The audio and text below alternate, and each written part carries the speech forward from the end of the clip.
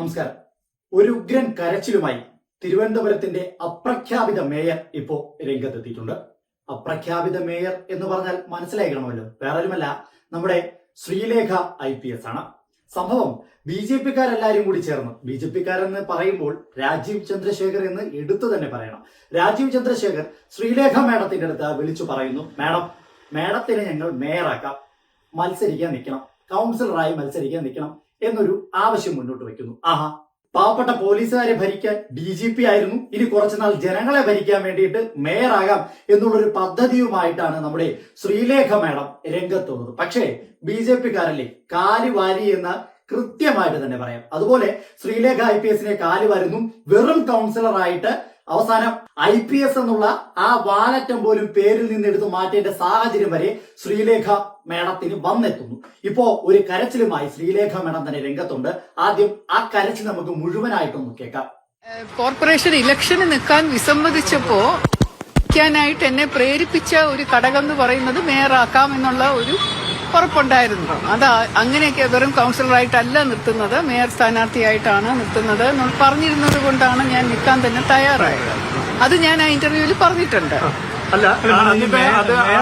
ഇപ്പൊ ആദ്യം, അതായത് തെരഞ്ഞെടുപ്പ് നടക്കുന്ന ഒരു അവസരത്തില്, പ്രചാരണം നടക്കുന്ന അവസരത്തിലെല്ലാം മേയർ എന്ന നിലയിൽ പല ചർച്ചകളിലും പോയത് മേഡമായിരുന്നു. അപ്പോൾ മത്സര രംഗത്ത് തന്നെ താല്പര്യമില്ലാതിരുന്ന, അല്ലെങ്കിൽ കൗൺസിലറായി മത്സരിക്കാൻ ആഗ്രഹിച്ചിരുന്നതാണോ? അല്ല, ആഗ്രഹിച്ചില്ല. സംഭവം ഇത്രയേ ഉള്ളൂ. സംഘികളുടെ സ്വന്തം ശ്രീലേഖ മേഡത്തിന് കൗൺസിലറായി മത്സരിക്കാൻ യാതൊരു താല്പര്യവുമില്ലായിരുന്നു. അപ്പോഴാണ് രാജീവ് ജി ശ്രീലേഖ മേഡത്തിന്റെ അടുത്ത് പോയി പറയുന്നു, മേഡത്തിനെ ഞങ്ങൾ മേയറാക്കാം, DGP ആയിരുന്നതുപോലെ ഇനി പോലീസുകാര് ഭരിച്ചിരുന്നതിന് പകരം ജനങ്ങളെ കയറി അങ്ങ് ഭരിക്കാം.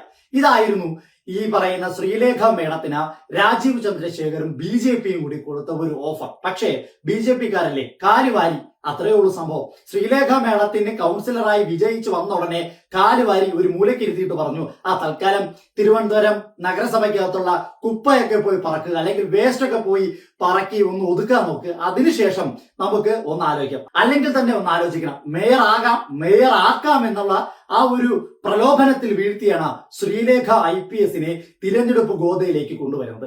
ഏറ്റവും അവസാനം VV രാജേഷ് എന്ന് പറയുന്ന മുട്ടൻ സംഘിക്ക് മേയർ സ്ഥാനം കൊടുത്തിട്ട് നമ്മുടെ ഈ പറയുന്ന ശ്രീലേഖ മേഡത്തിനെ തഴഞ്ഞു എന്ന് കൃത്യമായി പറഞ്ഞു വെക്കാൻ പറ്റുന്ന സാഹചര്യമാണ്. എന്തായാലും ശരി, സംഘികളുടെ സ്വന്തം ശ്രീലേഖ മേഡം ഇപ്പൊ മാധ്യമങ്ങളോട് തുറന്നടിച്ചിരിക്കുകയാണ്. എന്നെ പറഞ്ഞു പറ്റിച്ചതാണ്. BJP-ക്കാരും സംഘികളെല്ലാരും കൂടി ചേർന്ന്, പ്രത്യേകിച്ച് രാജീവ് ജി കൂടി ചേർന്ന് എന്നെ പറഞ്ഞു പറ്റിക്കുകയായിരുന്നു. മേയറാക്കാമെന്ന് പറഞ്ഞു പറ്റിച്ചാണ് എന്നെ തിരഞ്ഞെടുപ്പ് ഗോതയിലേക്ക് കൊണ്ടുവന്നത്.